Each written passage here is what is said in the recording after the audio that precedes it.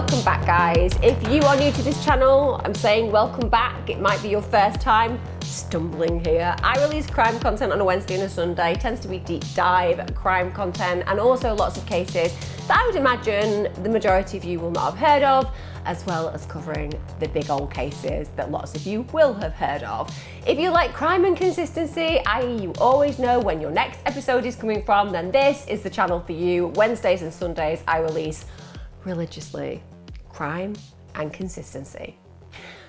Kind of juxtapositions really, because crime tends to be quite chaotic and consistency, I guess you could be a really consistently bad criminal, which, let's be honest, every single person I cover on this crime channel most definitely is.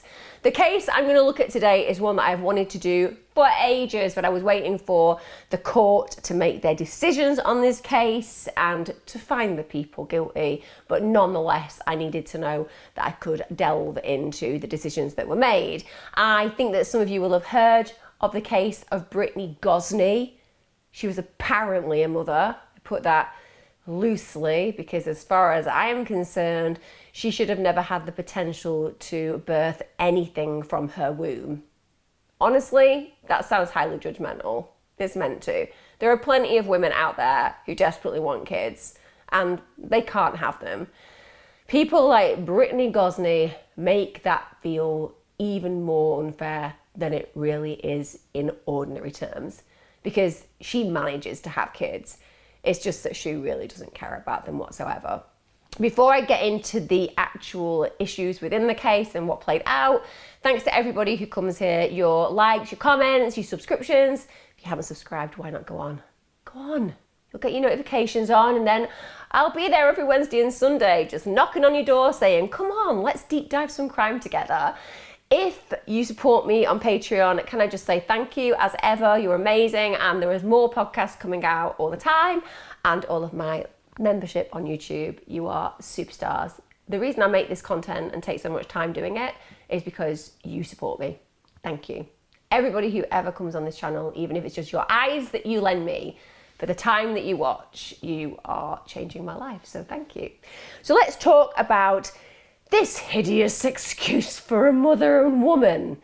So 29-year-old Brittany Gosney, she was a single mum. She was living in Middletown, Ohio, with her 3 young children.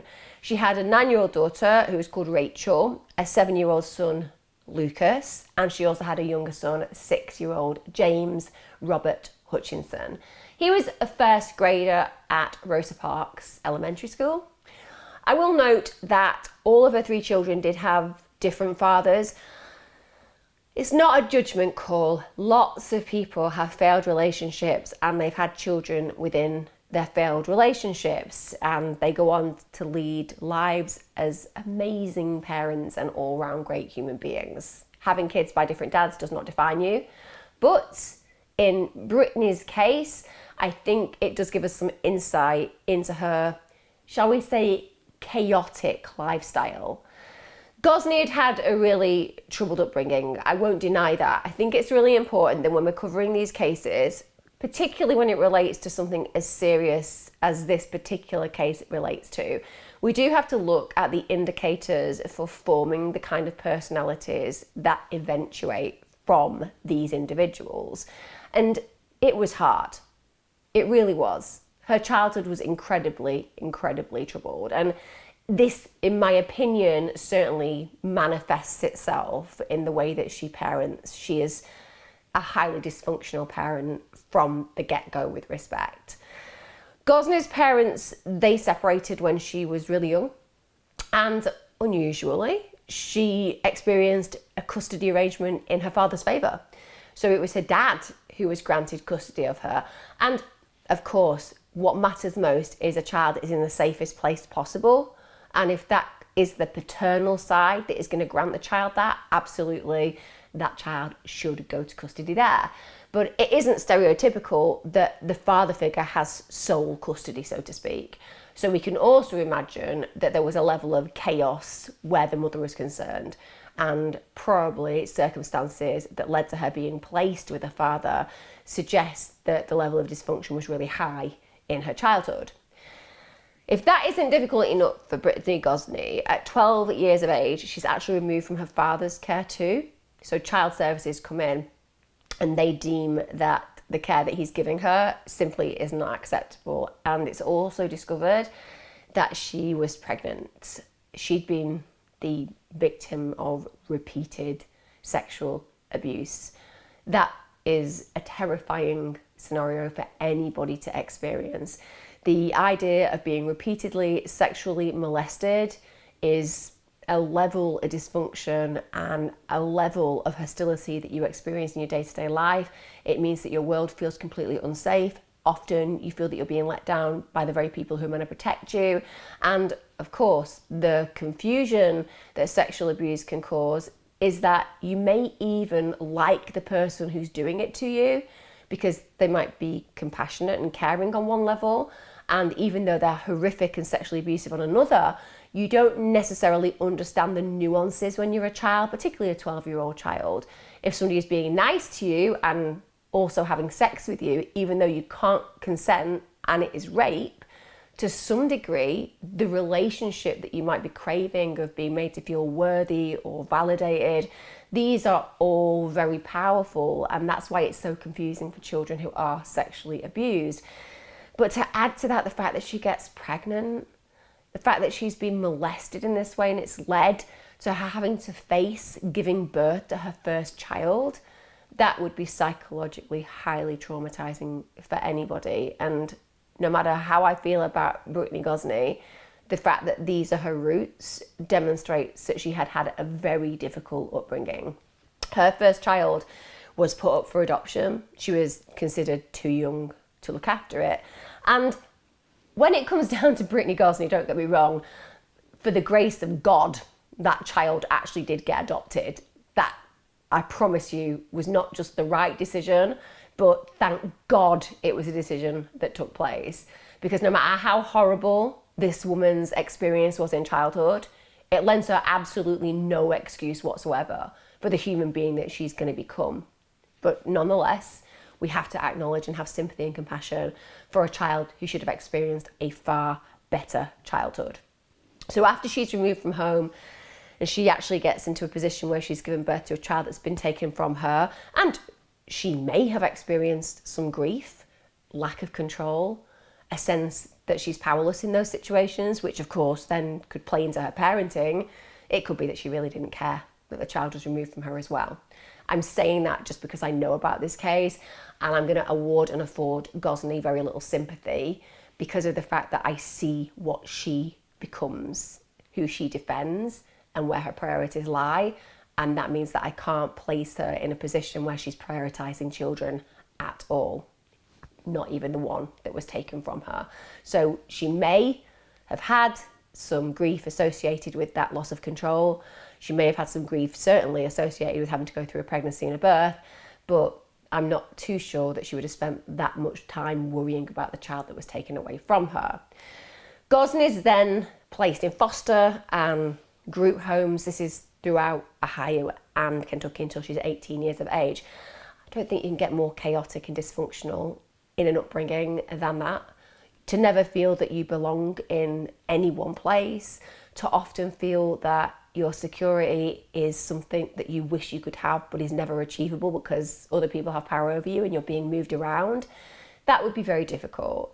And I think that care children and foster children, sometimes they have amazing experiences, but in comparison to the peers, the truth is that very often they are not as satisfactory and it can cause some really big scars. Every child wants to grow up believing that they are loved and cared for by their primary caregivers. And if you don't feel that, if you feel that you've either been abused or that you've been abandoned, the attachment issues that can form psychologically are really problematic. In therapy, we often look at an analysis of childhood with our clients because we know that if somebody has had serious attachment issues or felt these abandonment issues, that it can cause some real fractures and play out in the way that they are in future relationships. So this is her until 18 years of age. You couldn't imagine a more chaotic, dysfunctional, and to be fair, abandoning childhood and adolescence that Gosney experienced. She then goes on to have 3 children to 3 different dads, as I've said. She had these kids at 20, 22 and 23. Still quite a young woman, a young mother. And we can add some emotional immaturity to this situation because she has had such poor foundations. There will be 23-year-olds out there who are just knock it out of the park parents who won't have really needed any other help than being able to be safely allowed to give birth, and then they just rock it as a parent, and that happens all the time. But Brittany Gosney isn't in this category. She certainly hasn't had the emotional experience, education, or developed the emotional intelligence to parent in a way that we're positive to her children.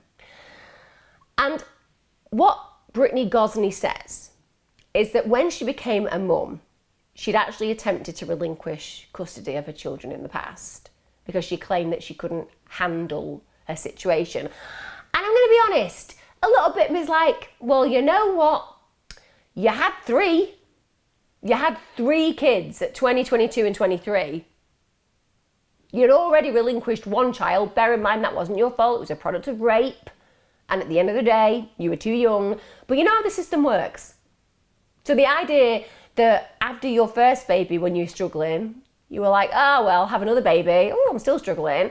And then have another one to your third, and you're like, oh, I'm still struggling. Maybe I can just relinquish custody of my children. Maybe just get that on your first. Because it really frustrates me.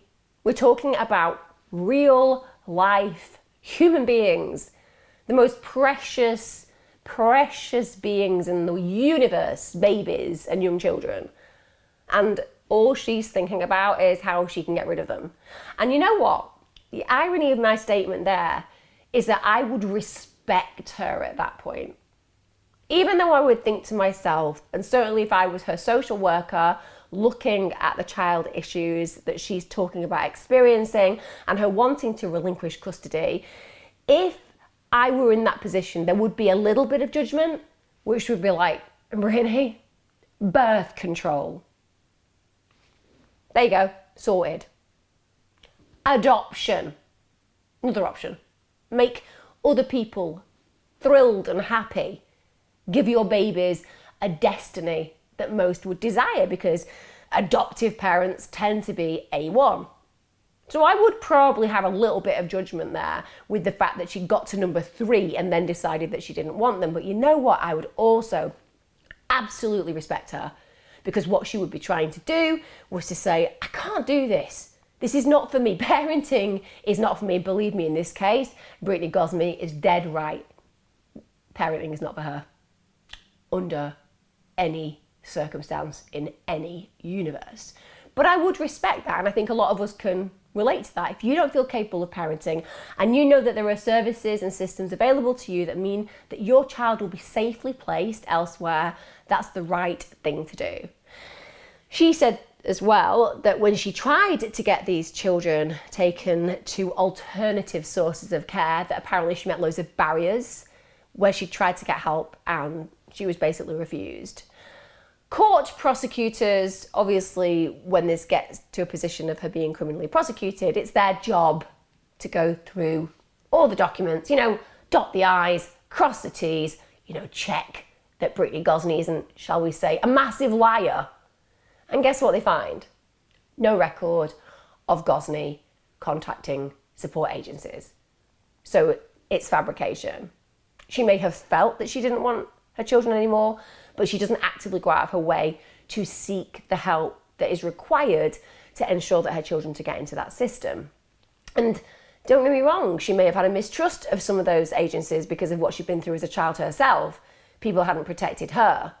But to manifest this fabrication, that says something about her personality. And we're going to learn more about that as we go through this. Now, Gosney had separated from James's father. James's father was called Lewis Hutchinson after she cheated on him. Bear in mind, this is her youngest child's father, and this is what she does. Again, I'm just painting a picture of personality where Brittany Gosney is concerned. So she is with her child James's father, Lewis, And they're actually staying at Lewis's sister's home. So Priscilla Hamilton is Lewis's sister. So they've been invited into that home because they've been struggling. They've got kids, and you would imagine some kind of loyalty and also gratitude for that. So because they're temporarily homeless, Priscilla Hamilton has opened her doors to them. Yes, it's not an ideal situation. It would be chaotic and difficult, but clearly that says something about Priscilla Hamilton, doesn't it? That no matter what's going on, she's there for her brother and her brother's wife. At this point, Priscilla had been married for over 17 years to a guy called James Hamilton. 17 years. This is a long-term relationship. However, unbelievably, whilst Brittany Gosney and her kids are staying with Priscilla and her husband, it turns out that she begins an affair with Hamilton. And that's how Brittany Gosney thanks Priscilla Hamilton for inviting them into her home. She basically has sex with her husband. And when Priscilla discovers this, she's like, get out of my home, which is the correct, absolutely very respected course of action that I myself would see as fit. But that says something about Hamilton and Brittany Gosney. It says that they have poor boundaries. It shows deep ingratitude. It shows a willingness to be duplicitous and distrustful. And it says that neither of them care at all about their respective partners and the impact of their betrayal. Like I said, Priscilla was married to Hamilton for 17 years. Don't get me wrong. A little bit of me is like, I bet Priscilla was really thrilled when she realised that she was going to be able to extricate Hamilton from her life. I would almost, if I had been Priscilla, be like, you know what you should do? You and Brittany, you should just like hang out a lot. I'm going to leave and let you two just like socialise. In fact, I'll stay with the kids and you just go out, maybe drink heavily, you know, get the beer goggles on. Because I think that Priscilla is very lucky that Hamilton was no longer part of her life, which we'll talk about as we go through this case. So now we have 28-year-old Gosney and 41-year-old James Hamilton forming a relationship. This is from May 2020. In February 2021, this is after they've been moving from motel to motel because clearly Priscilla was like, get out of my house now. They'd not had any housing, so they're moving around, just sleeping where they can. And then they move into a house on Crawford Street, which is in Middletown. Now again, 28-year-old and a 41-year-old, there is a difference in age gap there. And one can imagine that Brittany Gosney would see him as more powerful because of his age and also because of the fractures that she has around relationships with men per se. It could well mean that there is a power imbalance and that she looks up to James Hamilton. Before long, she gets to doing the old, you know, social media stuff. Posting messages on Facebook, expressing her love and affection for Hamilton. She described him as my everything. I'm going to tell you now, guys, low bar, low bar. I know she's had a hard life, right? I get it. But personally, no matter what life serves you, aim high. As they say, aim for the stars. Just go for the stars. Just believe that you deserve better. But this is her bar. As far as she is concerned in this honeymoon period, Hamilton is everything. And I hate that. I really do. Everybody expresses themselves differently, but if you were going to say, what is your everything, Emma? I would say my kids. Simple as that. I love my husband very much. I am best friends with my brother. I adore my sister. But my everything, they're my kids. I'd lay my life down for them in a heartbeat, in the blink of an eye. If you could walk into this room now with a sawn off shotgun and be like, I'm going to have to kill you. But the consequence of that is your kids are going to win the Euro Millions. They'll get over your death and they'll live fabulous lives and die over 100 years old, surrounded by a loving family. I'd be like, blow my head off. Because a parent is desperate when they love their children, to provide the best for them at all costs, including to themselves. By the way, that's never going to happen, is it? No one's going to be coming in here giving me that kind of choice. But the point is, I'm just evidencing that when you say my everything, it kind of suggests that they are the priority. This guy's in a new relationship. He's walked out on his wife because of the fact that he's been having an affair with her. They are hardly people to write home about regarding trust. And trust underlies everything in relationship. I will say that she also brags about how much she loves her children, which, as I said, I know parents do, of course. Who doesn't want to brag about how wonderful their children are? Because they are everything to us, and we see, oh, look how he just paid for that can of Coke. I don't think I've ever seen anyone pay for Coke in such a beautiful way. You know, I always say the great thing about my dad was that he used to applaud me for crossing the road. That's what we're like with our kids, right? Of course, we're proud of them. But this is a woman who genuinely does not know what it's like to feel anything, as far as I am concerned, apart and aside from self-interest.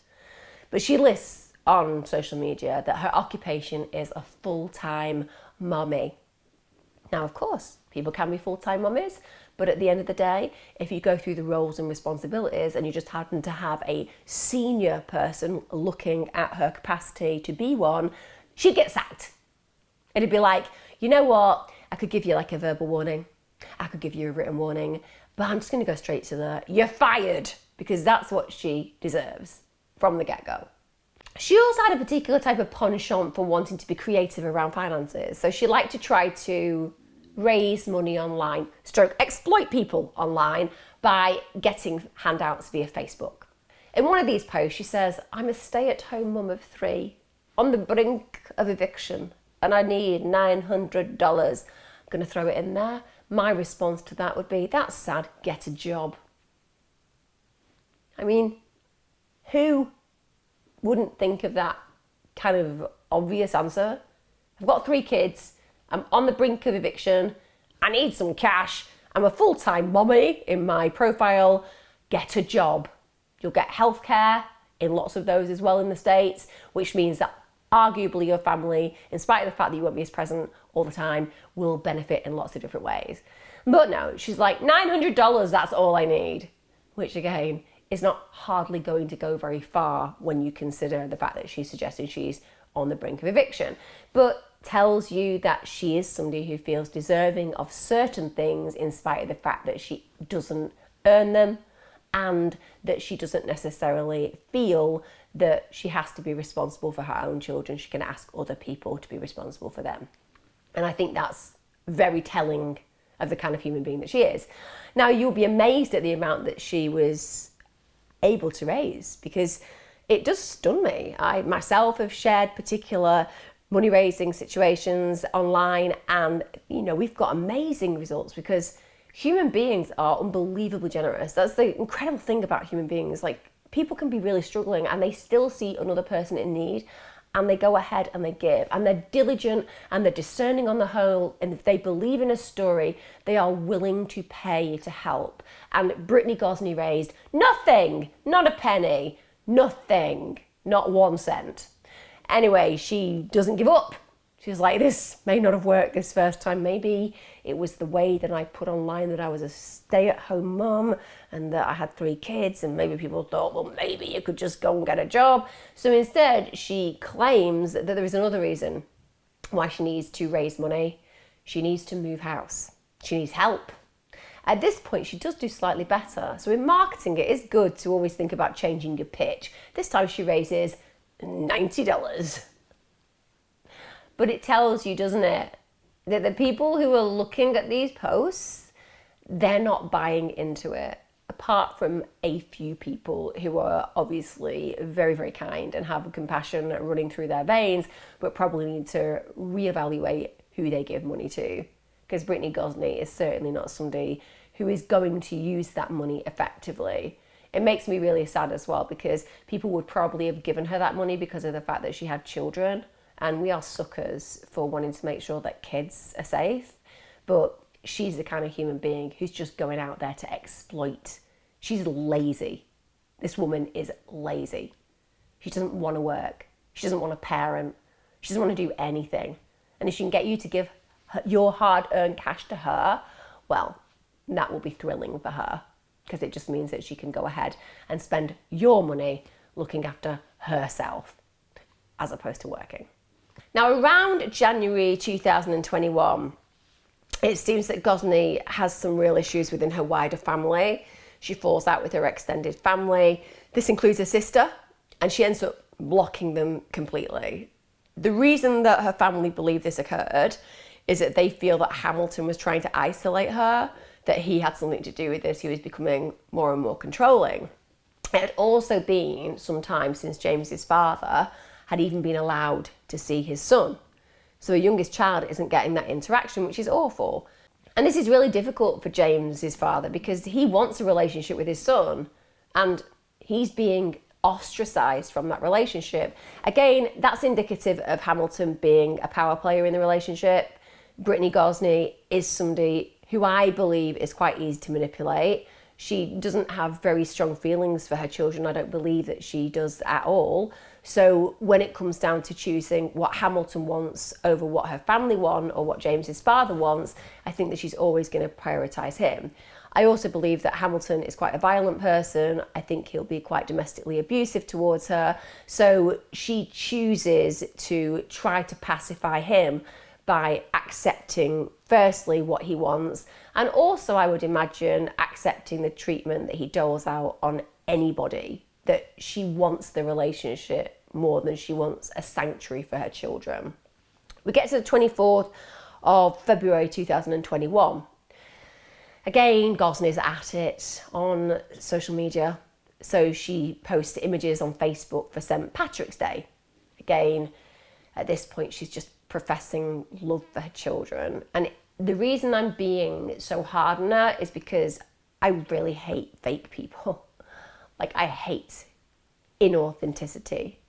I find it really difficult when somebody is knowingly and willingly writing things to try to garner some kind of attitude from the public that is so fake in reality, because it means that you've got no responsibility and accountability for your behaviour. And it means that all you care about is other people's perceptions as opposed to the reality of what you're living. Because believe me, what I'm going to talk to you about today, it transpires that she is far from a model mum. Being a good mum is only what she writes on Facebook, as in that's how much it relates to her life, the myth of social media. There is no connection. She just wants people to look in and believe it. It seems like the new home as well that she's moved to is just a living hell for her children, a living hell. Now, according to Gosney, as I suspected when I first started looking into this case, Hamilton was indeed very abusive to all of her 3 children. At that point, I'm out. Genuinely. If she reports later down the line that Hamilton is abusive to all of her 3 children, she's lost me then. Because there's the door, you walk out. I know that people will say, well, Emma, people can be afraid for their lives. Emma, at the end of the day, when you're being controlled by an abusive perpetrator as a partner, then your decisions can be impaired. No. I understand that women and men put up with the most inhospitable experiences, and psychologically they can be tortured by a partner. But when you are in a situation where your children's lives are at risk, if you allow that abuse to continue, you are complicit in the abuse. The reality is, when he lays hands on those kids and he's highly abusive to them, he is highly abusive. And she does nothing, well, she becomes a perpetrator. Hamilton down the line as well, well, he did actually say that there were points where he would threaten the kids to try to get them to behave. And one of the things that he would threaten was that he would hog tie the children. Hog tie. Who in their right mind would threaten kids, young kids, with such a terrifying consequence. And the brutalization involved in that kind of activity, to treat kids in that way as if they're animals being taken to a slaughterhouse. But this is what he thinks is appropriate. And he also admitted that at times he punched the children, not hit them. And even though I'm avidly against hitting and smacking, the idea of punching a child, there is such a massive distinction between a parent who gives a child a tap on the hand or a slap on the bottom. And again, I'm not for that at all. I'm totally against any violence towards children. I don't think it's acceptable, but everybody is different as a parent, and as long as you're not abusing your child, then I appreciate some people will choose to smack, although all the evidence says that you're likely to cause even worse behaviour as opposed to healing behaviour, but never mind, people still will do it. But he punches the kids. So were they on their stomachs, actually hog-tied? Yes. What's the worst thing you've ever done to any of those kids? Punched them. Punched them. Which one did you punch last? James. This is high-level abuse, and she should be putting herself in between him and her children. He said as well that it's all very well Brittany Gosney saying that he was the abuser in the relationship, because she was also somebody who was very physically abusive towards them, and her behaviour that I'm going to talk to you about, what eventuates in this crime, damn straight she is an abuser. Damn straight this isn't all Hamilton at all. We get to the 26th of February 2021. And as you'll know, because I'm going to play interrogations during this particular content so that you can hear what goes on, you'll hear the fact that they describe that the children were apparently really playing up badly on this day. And they decide, after threatening their children with being hogtied, that they're actually going to go through with it. They're actually going to do this to these young children. She went to tie her up, and she said, "Would you please help me? I don't know how to tie nobody up. I never did this." Yeah, sure, I'll help. I did tie the other two up, though. So were they on their stomachs, actually hog-tied? Yes. So they hog-tie them, and then they gag them. And the way that they gag them is by taking the dirty underwear and stuffing that dirty underwear in their mouths. Now, Hamilton apparently had to help Gosney tie up her daughter because Gosney had never done it before. So Hamilton is au fait at doing this. God knows who else he's abused in this way, but she is compliant. She helps him. She's actually helping him to abuse her children in this heinous manner. They get these lengths of red and black rope. Hamilton's basically been to Walmart and bought them. So this is premeditated, this is planned. And then after hog-tying them, they leave them on the stomachs with the hands and the feet tied together behind the backs. It's agony. Tied up all three of my children. Stuck dirty underwears in their mouth. And he was beating them, literally beating them. I could hear thumps on the floor. They left those children in that position for 6 hours. And where did they place them for those 6 hours? In a closet. A closet that was just 3 foot wide. It won't surprise you that the kids were desperate to try to get out. And James actually managed to get free at one point. You know what he did? When he managed to get out of those hog ties, he shouts his mum. He asks her for help because he wants to go to the toilet. Think about that. This little boy, even though he's managed to get out of his ties, he's too scared to release himself from that closet prison. So he calls his mother because he wants her to know that he needs the toilet. He won't want to get into trouble for that. And Hamilton just goes back upstairs and ties him back up. Gosney and Hamilton are monsters, in my opinion, and it's not going to get any better as I go on. But the fact that she allows that, and the fact that he sees fit to do that to a tiny little child, what kind of excuses of humans are these individuals?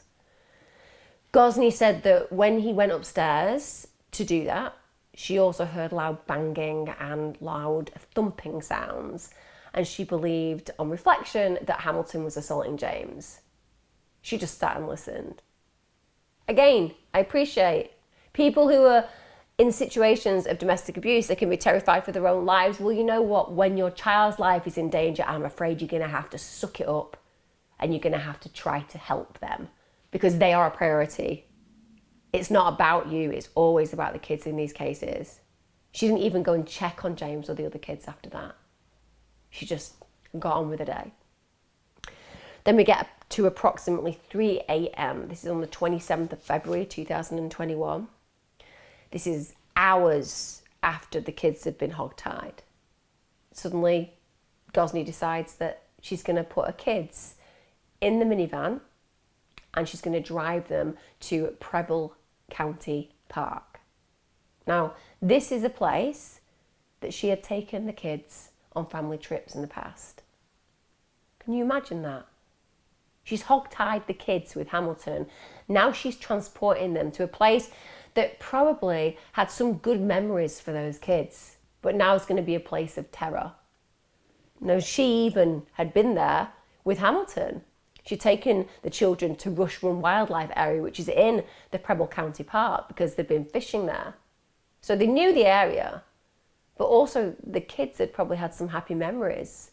So she's tainting them in doing that. But what the hell is she thinking? Putting those kids hogtied in the van, taking them to that county park. She later goes on to tell the investigators that the plan that she had when she was there was to just abandon them in the early hours of the morning. Imagine how terrified those kids were.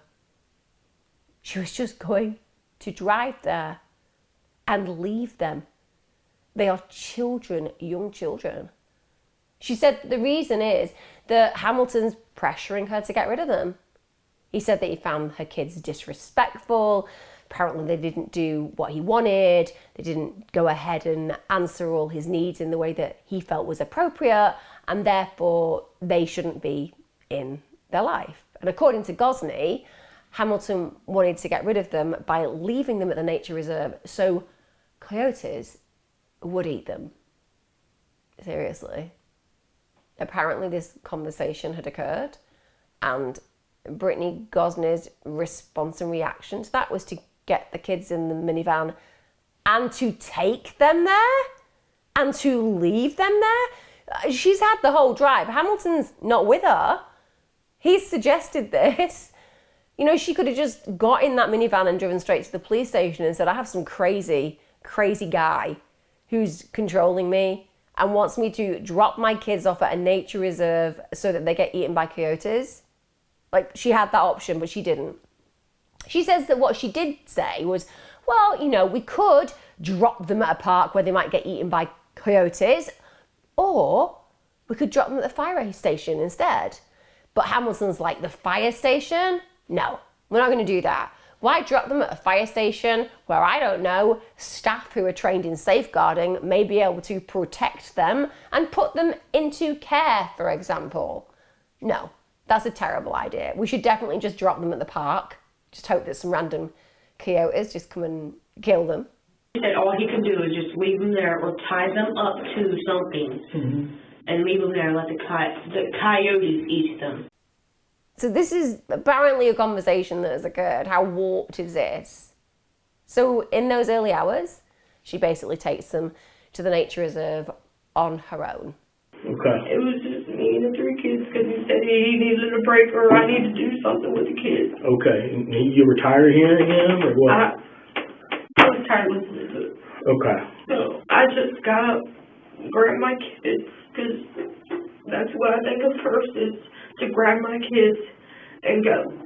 And he told me I can drive the van or whatever. So he told you to take the van? Yeah, he told me whatever I wanted to drive, I can take it. Right. Because I have my license. So I took the van and was going to the lake, park, whatever it is. Have you ever been there before? What made you go there? Because it's kind of out of the way. He has a friend well, he used to, he no longer does, his wife and whatever got in an argument. He has a friend named Dean and Ashley that lives somewhere out there. I don't know exactly where. It's a really dark, really remote spot. And that meant that there'd be absolutely no one there who would be able to hear the terrified screams of her kids. The terrified screams of her driving away and leaving her kids. And if it's not horrific, what I'm describing already, and if you could hear the slight rage in my tone, it is because I cannot believe that this was something that they considered, thought out and put into action. It is blindsidingly disgusting. Because not only is she going to drive away from these kids, this is February. It was at sub-zero temperatures. When she's taken in for question about this, by the way, the version of events that apparently happened, they just change over time. So I'll be honest with you, I don't think we're ever going to know the absolute truth. But I'm going to take you through the claims and also how it changes. So first of all, Gosney claims that she stops in the car park and she tells her 3 children to get out. At the parking spot, they were there. So did you pull into a spot? It was like down this way, like those lines were kind of faded. Yeah, so you parked kind of down this way. It was close to the bathroom, but not close enough. So you were actually nosed in. You were pointing towards the water. So you got 2 kids over here, and then you've got James milling about. Let's say that's you right there. Okay. And you got James milling about over here, right? Mm-hmm. Is that right? Yes. So where was James whenever you backed up and pulled out? Little James. Well, I wasn't all the way into the parking spot. Mm-hmm. I was just like halfway there, not Sure. all the way there. I went to I didn't even have to back up. I just went to go this way. So you just went to loop around? Yes. And pull, okay. And he didn't have a handle when I looked out my mirror. Mm-hmm. When I went to go pull away, I'm guessing he had the handle. Right.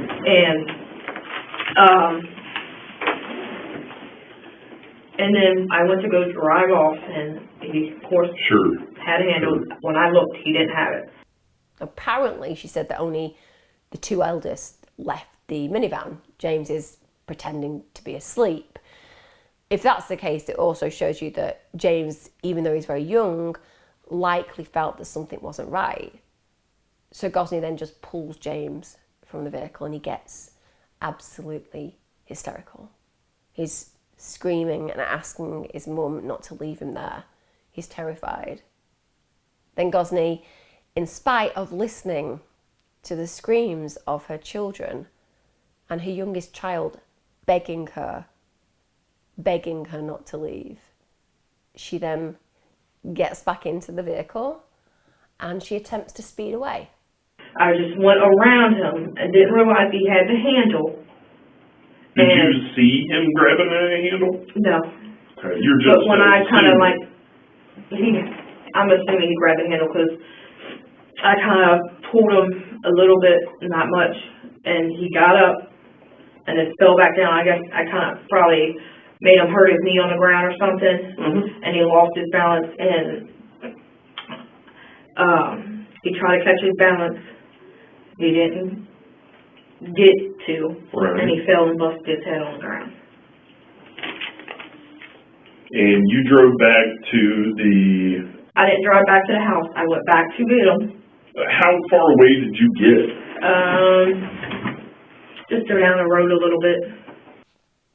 She says that, unfortunately, she hit the accelerator, and as she hit the accelerator, James runs to the minivan, grabs hold of the door handle, and that meant that he was subsequently dragged as he hung on, whilst the minivan just accelerated away.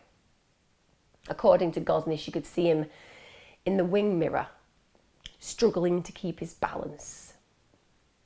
She could also hear her other children screaming in the distance, but she just continued to drive. The name I want to call her at this moment in time is so appropriate, yet will probably mean that my video is only for over 18, so I'm not going to refer to her as the word that I believe fits her. It may begin with a C. She drives, knowing that her child has been clinging onto the wing mirror, screaming, knowing that her other children are in sub-zero temperatures, knowing that for James, how can this end well? This little boy, this child, screaming like a little warrior, desperate to hold on, to stop his mum, to try to apply and appeal to those maternal instincts that she doesn't have, clearly. But in his mind, with his idea of what a mother would be, of course she'll stop. Of course she'll realise. Of course she'll protect him. How wrong he was. That little boy, he loses his grip. And then he falls and he hits his forehead on the ground with considerable force. She's been accelerating, remember. Then when Gosney reaches the entrance to the park, as she's on her way home, she texts Hamilton. She says that she's left the kids as they agreed. But she then says that James may actually be hurt. So he tells her to go back and to get them. So then she says that she drives back, and it's taken so long by this time that her two older children have actually managed to walk about a quarter of a mile in the direction that she had driven. So then she picks them up and she continues driving to the car park. So at that point she sees James's motionless body just lying on the ground. She gets out of the minivan and one of her other children says that James had been dragged and that they'd seen James hit his head. She realises at this point he isn't breathing. He's clearly dead. I just want you to think about this for a minute. She left her 7- and 9-year-old children alone in the dark in sub-zero temperatures with their dead brother. They had done nothing in the ballpark of deserving any of this. No child could ever require this kind of punishment. I mean, I think we've had parents in the past certainly admit to doing things like saying that they're going to leave their kids unless they do A, B or C, or they're going to get somebody to come and get their kids from the police station if they don't do A, B or C. I understand that parents use these kind of manipulations to get good behaviour, but I have never heard of a parent who has done anything so reprehensible as drive children to a park where they're in the middle of nowhere in freezing temperatures, to kill one of the kids, and then to leave those children in that scenario. So apparently she takes James's body, she puts the body back in the minivan, and she drives him home. According to Gosney, after arriving back, Hamilton and her take James's body, place it beneath his window in his bedroom. They keep him there for 24 hours. And this is all because they're trying to figure out what the hell that they should do. So when you got back home with James, you come back with the kids. How do you bring James? Do you just carry James into the house, or does James go out and get him? I carried him in. Okay. So you carry the boy back inside. Mm-hmm. Have you already contacted James and told him what happened? Okay, by text or by call? It was a text. You sent him a text? Yes, and then he called me, told me to bring him back because he couldn't get James to listen. So you bring the kid back, you carry the kid in, and then what happens? Where do you put the kid? Where do you put James? I just laid him on the when you walk in the door, that room right there, on the floor. The front, when you walk in the front door? Yes, the front room. So the living room? Or the couch is, yes. You laid him I laid him on the floor. Okay. The bare floor. Mm-hmm. And he took him upstairs. He took him upstairs and put him in the bedroom. Like in a closet where? It was on the floor. There's a window here and a window here. He put it right there on the floor. Okay, so as I go up the steps, there's 2 bedrooms. The straight. Keep going straight. The straight bedroom, okay. And you just, where at on the floor? Where at in there? Right there on that, not this front window, but the side window. Okay. Bear in mind what I'm talking about now is that they know this boy is dead. Where is the grief? Where is the screaming, the crying, the calling the emergency services? Where is the acknowledging responsibility? Where is the, oh my God, what have we done? No, doesn't exist. They aren't concerned about the fact this little boy's dead. I mean, he, as we know, is just an appendage neither of them wanted anyway.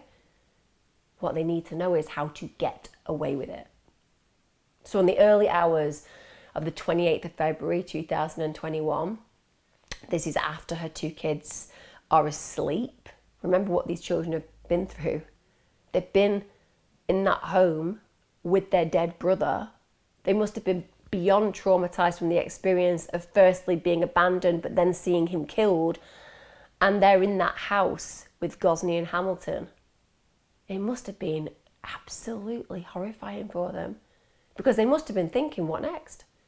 They've killed my brother. Are they going to kill me too? Of course, they're going to be completely compliant, aren't they? Desperate not to die themselves. So whilst they're sleeping, Gosney and Hamilton basically load James's body into the vehicle. They use that same black and red rope that they'd used earlier to hog tie him. Hamilton also ties a large concrete block around James's chest. This is a child's body. They've already killed him in heinous circumstances. They've shown no respect towards this little boy at all, and now they're tying a concrete block around his chest.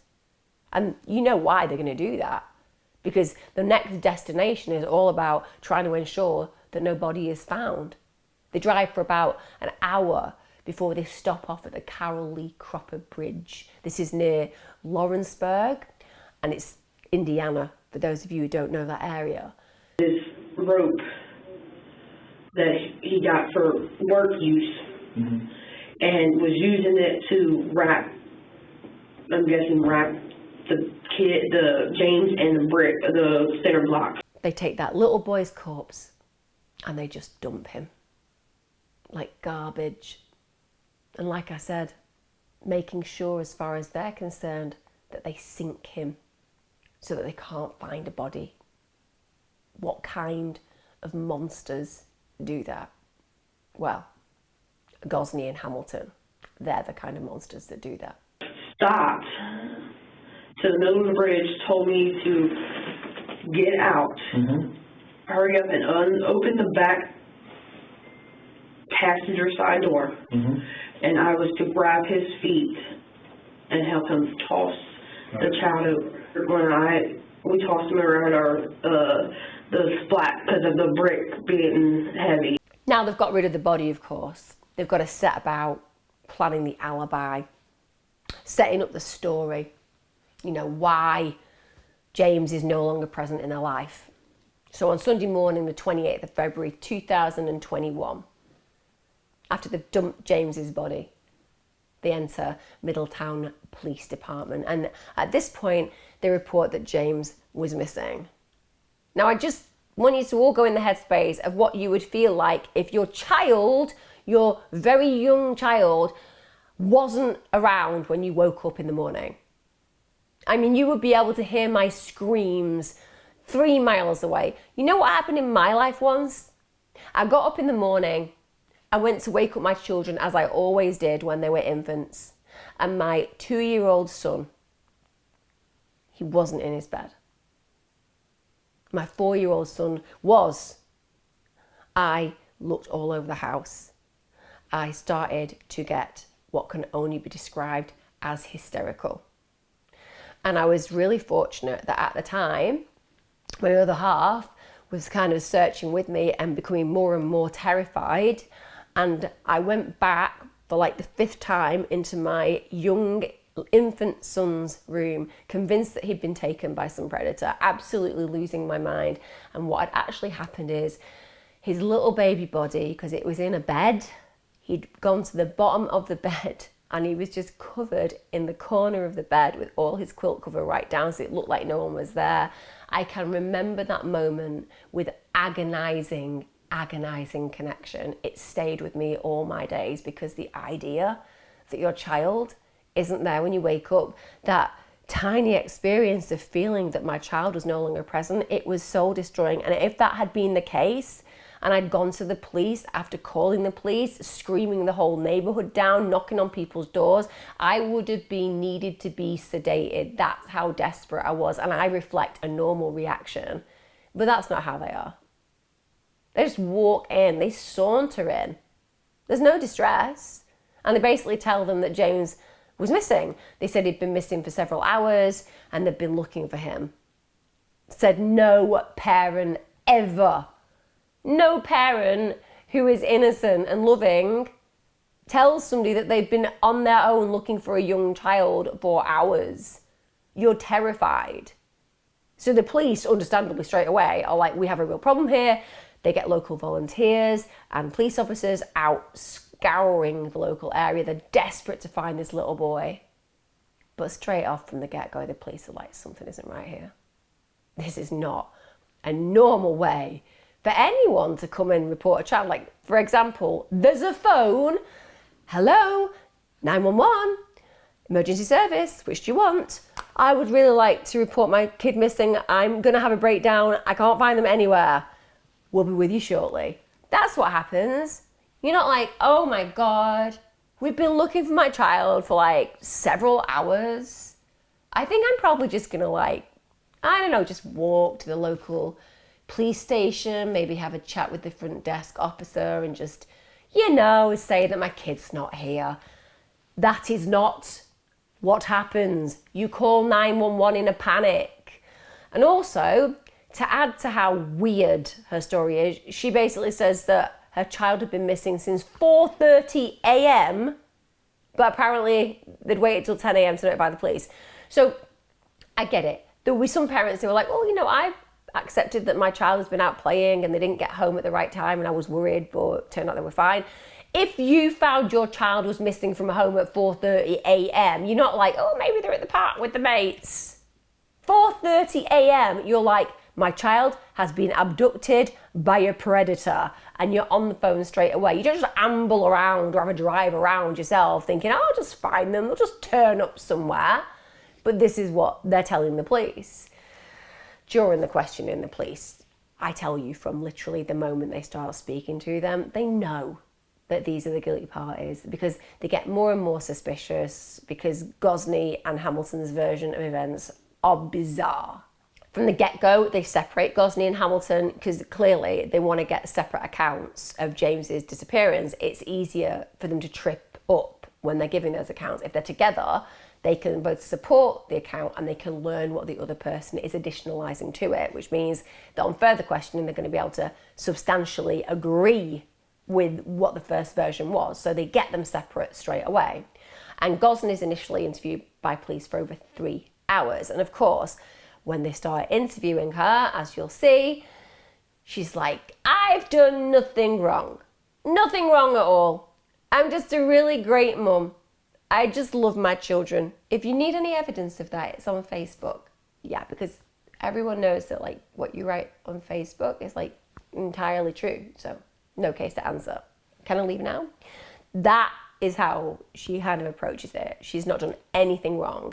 And what she says is that Hamilton had woken her up in the night and said to her, look, James is missing.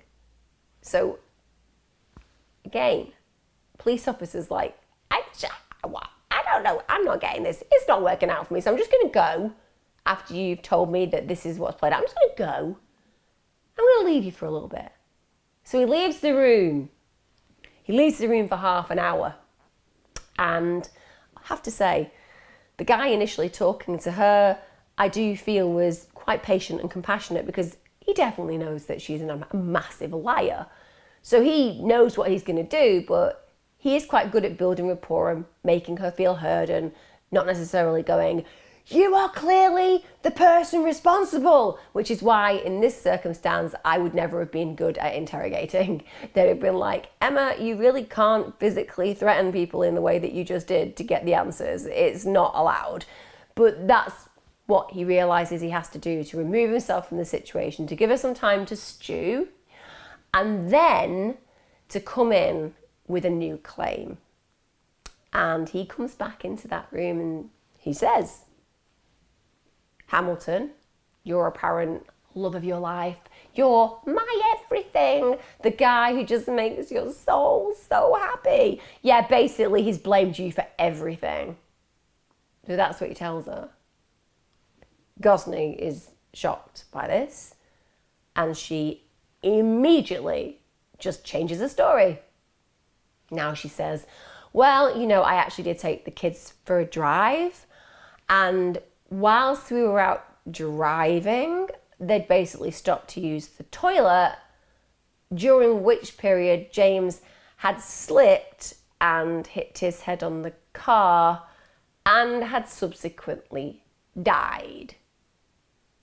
Okay, with respect, again, are you telling me that you took the kids out for a drive? There's this horrible accident, your kid somehow dies, and the response is to drive them back to your home, leave the body there, not inform social services, the hospital services, the authorities, but instead to actually concoct a story where he's missing? If it's an accident, right? You call emergency services, you admit what you've done.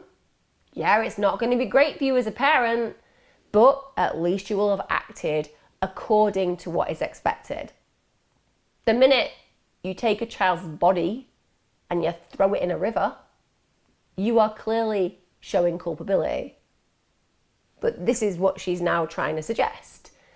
But then after speaking to Hamilton, this detective now has got all of this information, of course, because he now has got some ammunition where there is culpability and liability being exposed. It turns out that Hamilton said that they'd jumped James's body in the Ohio River. So he's played them off against each other. And neither of them are, shall we say, the brightest sparks in the class. One wouldn't imagine that they would be the kind of people who could formulate an appropriate argument that could dissuade, shall we say, interrogators and detectives to believe that they were telling the truth. I will show you the footage throughout this, and you'll be able to very much see that there was not a lot going on. I'm not saying their brains were flat lines. I'm saying the activity was very, very slow and rare, in my opinion. Judgy, I know, but nonetheless, in this case, I feel I'm allowed these judgments. The only person I care about in this is James and those other kids. Mm-hmm. Missing his glasses and a hat was all. So did he look dirty at all when she brought him back in? What do you mean by dirty? I mean, like, did he look like he had fell down? Did he look like he had been in the water? The only thing I seen on him when he came in was that big spot right here on his head, like he fell and hit. Was there any doubt in your mind he was dead? No, none at all, sir. Okay. And when she brought him in and I seen him, I knew it, he was lifeless. He was dead. So, I mean, I even asked her, why didn't you just go ahead and call the police then? I mean, literally, she would call the police then and just told him that she stopped and was using the bathroom and he tripped and fell. well, so we asked her that too. We asked her that a couple of times. Why didn't you call the police? I mean, I don't know. Did you actually watch it? Turn around, come back home? I told Well, her to even. Because I'm still wondering that myself. I told her that 3 times. she's saying you told her to take him out there and leave him in the woods, is what she's saying. And she's actually, right now, she's taking a polygraph test to see if her statement is accurate about what? I kept telling her she needed to do something with them. Mm-hmm. Is exactly, but you need to do something with them all. Because you gave her directions to rush run to the lake. Well, I told her rush run. Mm-hmm. And then you gave her directions, told her to look up the lake. I told her to dock. And and your instructions were to leave them there and not come back. No, that was not. So the detective is basically being amazing and playing them off effectively. And at this point, when he says to Gosney, look, Hamilton's told us James's body is in the Ohio River, Gosney then confesses that she actually took her children to Preble County Park and said that Hamilton had actually been the one behind it. He'd been pressuring her to get rid of them. And she described how James had in fact been dragged to his death. James, the kid, didn't want to get out of the van. I told him I wasn't going to leave them. Well, I was thinking about leaving them, so I kind of pulled off a little bit, and James fell kind of down on his knees, went to get back up, and then just dropped. I'm assuming that he held the handle because I was kind of trying to pull him a little bit, not much. He tried to catch his balance. He didn't get to it and fell and busted his head on the ground. I mean, the fact that she refers to James as the kid, not my kid, not my love. She doesn't get hysterical describing this. It's just like water off a duck's back. Oh yeah, he fell, he died. These things happen, right? She also denies that she'd ran over James with the minivan. And then she said that she also claimed to revive him. And she said that when she failed to be able to revive him, she laid him, quote, nice and softly in the minivan. What? Nice and softly? What planet are you on? He's dead. You just killed him. You don't get to be like, oh, well, I may have killed him in a horrific abandonment way. But what really matters is that when I finally collected his body that I'd abandoned for a period of time, I laid his body nice and softly in the minivan. Can you imagine how the investigators are feeling at this moment in time? I would have to grip the table so hard.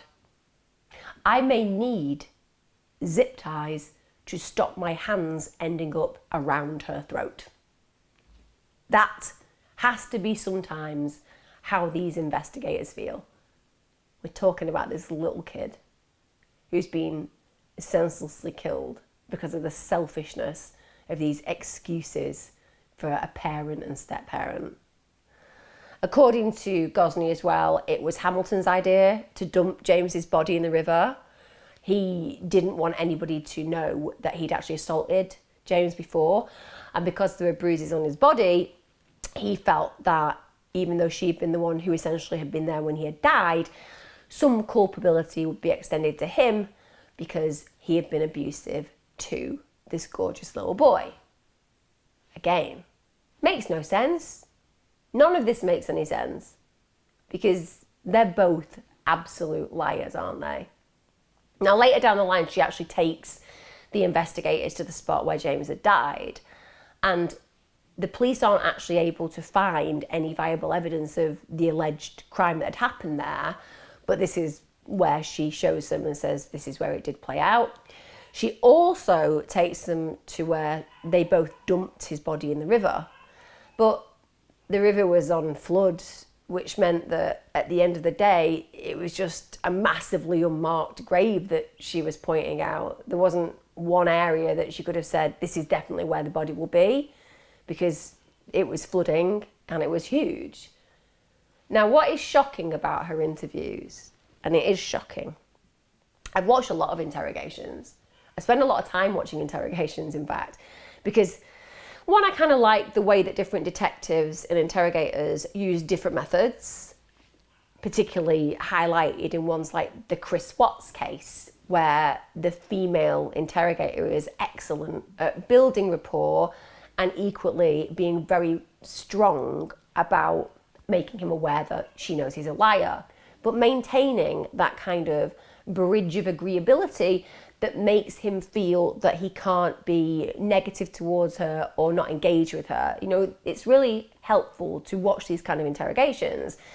But often when you're watching them, even with the most psychopathic of individuals, you'll see these kind of breaks in the way that they behave, or anger, or denial in a way that's constant and consistent.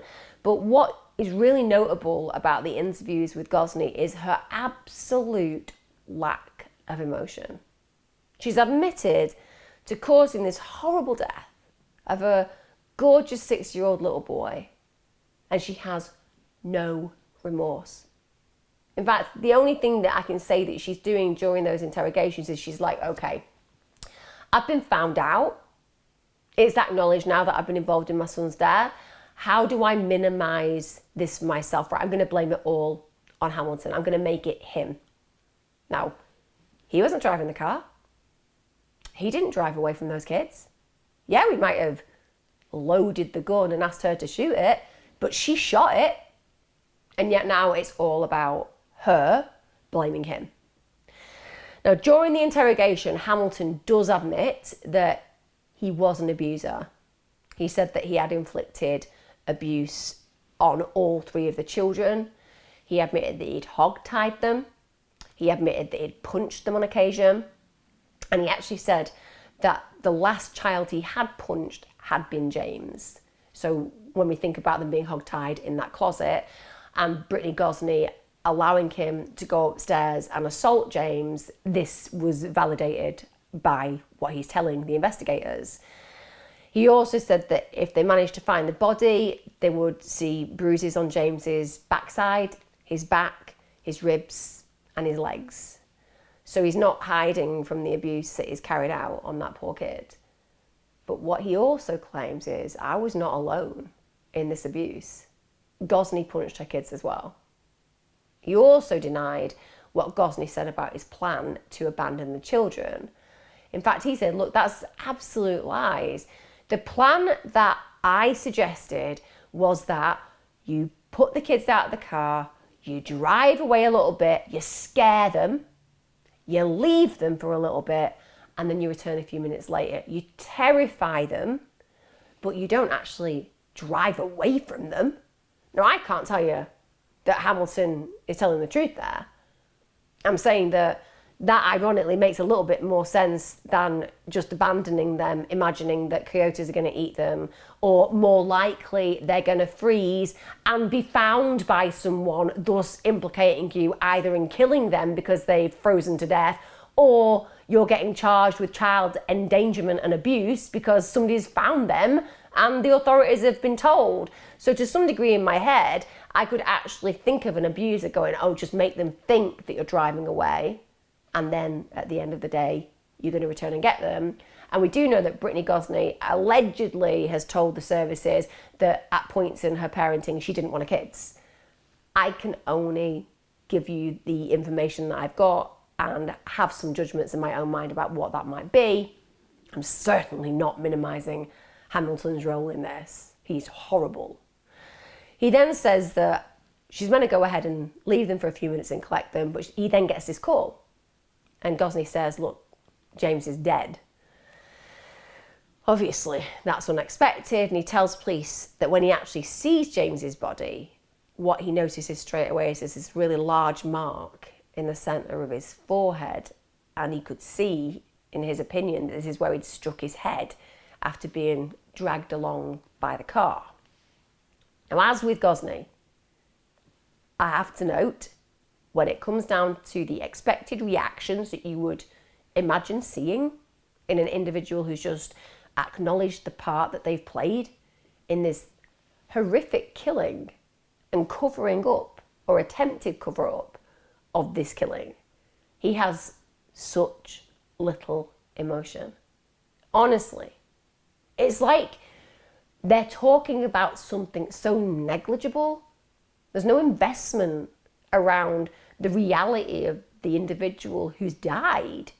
No emotional connection. It's just they're describing something that happened. And the only time you see emotion is when he's actually told he's going to be charged. And he says, and he's upset that he's going to go to jail because he basically has helped her. So now he's like, oh, now it's really regretful. No, I'm not regretting the fact that this little boy is dead, killed by his own mother. I'm not regretful that at the end of the day, these kids have been horribly abused by me. I'm regretful that, I helped her. And now I'm going to get into trouble. Just total egocentricity. Narcissism. As simple as that. Gosney's minivan, as we now know, because they transported the kids in there, they impound it and they search the actual vehicle and they find traces of blood on the floor. So they can link the fact that indeed that poor child had been transported in there. During the investigation itself, Gosney and Hamilton were both remanded in custody. They're far too dangerous to let out. Of course they are. You can't have them walking the streets when they're capable of such a monstrous crime. So we have 2 other children now, don't we, who need to be looked after. So her kids are placed with Butler County Children's Services. They're going to protect and look after those kids from that point on. And as much as the care system is not ideal, my God, have these kids escaped the most dreadful of circumstance. Genuinely, you can't imagine the horror those kids had been through and the chaos that they had been living. And when you listen to the interrogations, even things such as what she would feed them for tea is brought up. And often they weren't fed. Often they were given bread. They would feed themselves. So Hamilton and Gosney would look after themselves, but the kids would often go hungry. And even when she was feeding them, she'd be feeding them things like Hot Pockets, which are just absolutely not nutritionally sound. They were just essentially appendages that she didn't want around her, really. They were nuisances, and it's demonstrated within every single aspect of her parenting. It gets to the 8th of March 2021, and this is when Gosney and Hamilton appear in court. They plead unbelievably not guilty. They have a total of 31 charges against them. This is including murder and corpse abuse. Gosney initially, she faced 16 felony charges. So these range from murder to kidnapping to tampering with evidence. But she gets the opportunity to have a plea deal. So in the end, she pleads guilty to murder and 2 counts of child endangering. So she'd initially tried to plead, by the way, not guilty by reason of insanity in March 2001. Now, I think we can all agree that there was an insanity level of thinking they would get rid of this, but that's just because they're stupid as well as gross murderers. But she's thinking, how do I get away with this? And again, why would you want to? This is always the question I ask myself. Like, if you had killed your child in such a terrible way, if you had caused the anguish and distress to your other children, if you knew in society around you that you were a child killer, like, I would literally be saying, lock me away forever. I would not be able to handle the guilt. The last thing I would be thinking is like, oh, how do I get off with this? I don't really want to have to go to prison at all. This child means so little to me that I don't feel that there should be any sentence served. That's how her mindset is working. So she goes, I just was completely insane at the time. She said that she had a learning difficulty and that she didn't understand the proceedings around her. So that not only is she pleading insanity, then she's then saying, well, I'm not even compos mentis to stand trial. It's too clever for me.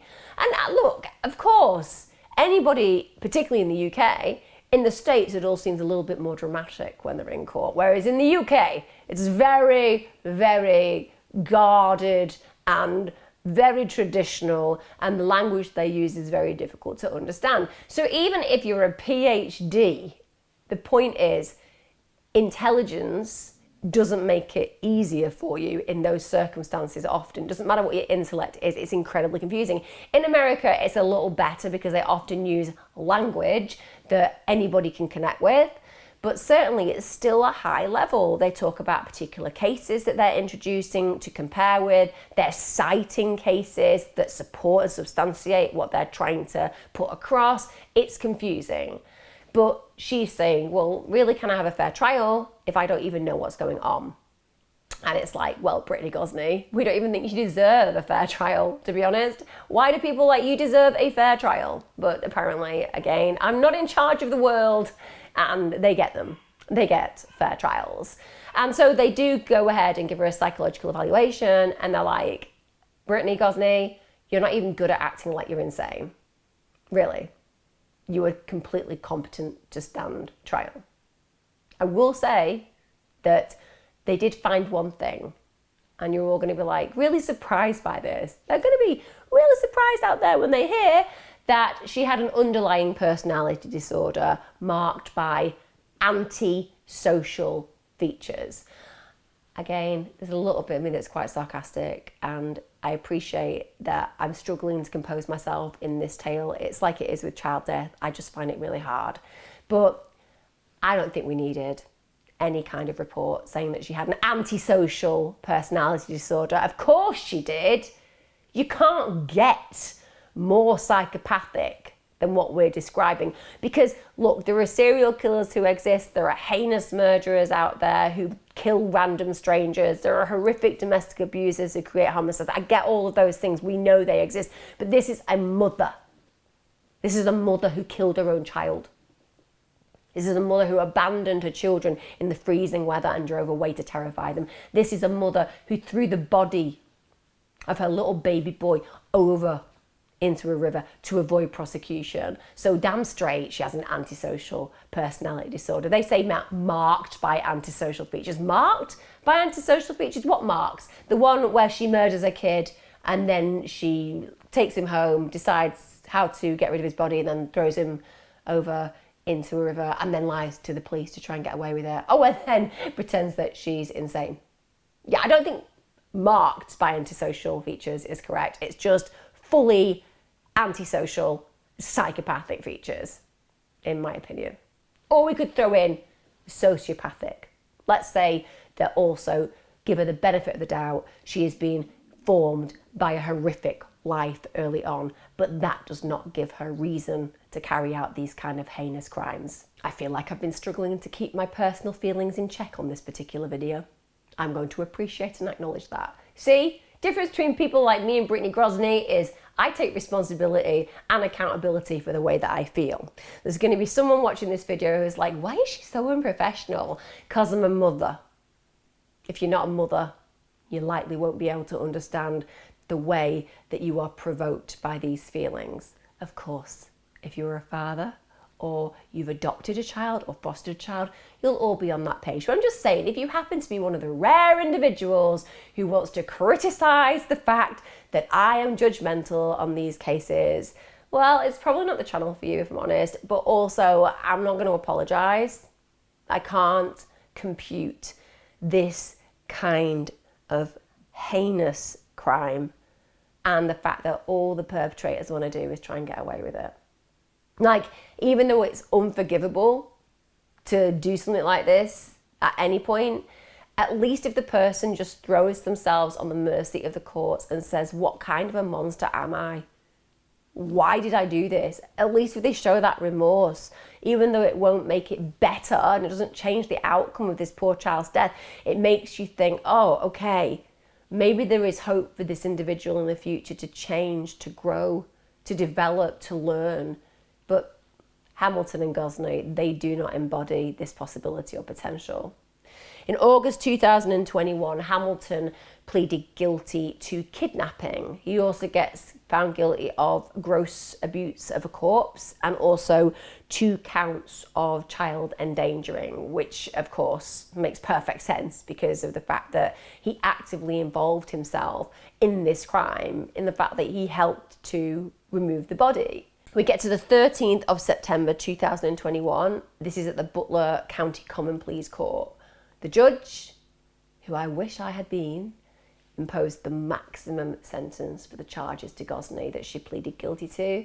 She was sentenced to at least 21 years imprisonment, which I think is really light. But I appreciate that 21 years doesn't mean that they'll only serve 21 years. It may well be that the parole board makes it clear that she's never going to be safe again. But that's the figure that's been placed on it. She chose to make absolutely no comment before the sentence was passed. She didn't apologise. Come on. Like, you know you're going down. At least make good on the reality that you understand why. Say sorry, but no. Now, even though it was 21 years, it was an indefinite sentence. So that means anywhere from 21 years to potentially life. The final sentence is going to be determined by the Ohio Parole Board. So let's not sit there and worry that this woman's going to be walking the streets again. Chances are she won't. And on the 4th of October 2021, Hamilton gets sentenced to 19 years imprisonment. That means that he's going to be eligible for parole after 15 years. I do appreciate, as much as Hamilton is a heinous excuse for a human, he didn't actually kill the child or potentially know that that child was going to get killed. Although, with respect, I think he's still done quite well to only get 15 years, or at least be eligible for parole after 15 years. Like I said, it may well turn out that he also doesn't get it. Lots of people gave testament to the amazing child that James was. You know, James's life was cut short by a woman, the individual that he was meant to be allowed to rely on more than anybody else in this world. The person who on a bad night, scared in the dark, should have been comforting him. The person who should have been taking care of what he ate, making sure he was clean, having fun with him, getting excited about Christmas, promising him all the possibilities that parents promise their kids. He should have been promised all of those things. But instead, his own mother murdered him. As those testaments to James's character came in, certain people said beautiful things, as you would imagine. Tracy Neely, who was the principal at James's school, she paid tribute to James in court. She described him as someone who always smiled, loved to help others. She said that light was extinguished too soon by his own mother. He has no more tomorrows. We carry a guilt that cannot be measured. And months later, we still ask, what could we have done to predict this? No sentence will bring James back. All we can do, and hope, is that his death is not in vain. Our hope is that his legacy shines a light on child abuse. They also, very beautifully, placed a memorial bench on the school grounds so that he won't be forgotten, so that that bench will represent a presence that was stolen from that place, but that ensures that others remember and are reminded of that lovely little boy. Another victim in this case, of course, is James's father. He was hit really hard by the loss, and he said that he's actually experienced PTSD since every time he closes his eyes, he says he sees his dead son. And he just states he wishes he could just speak to James one more time.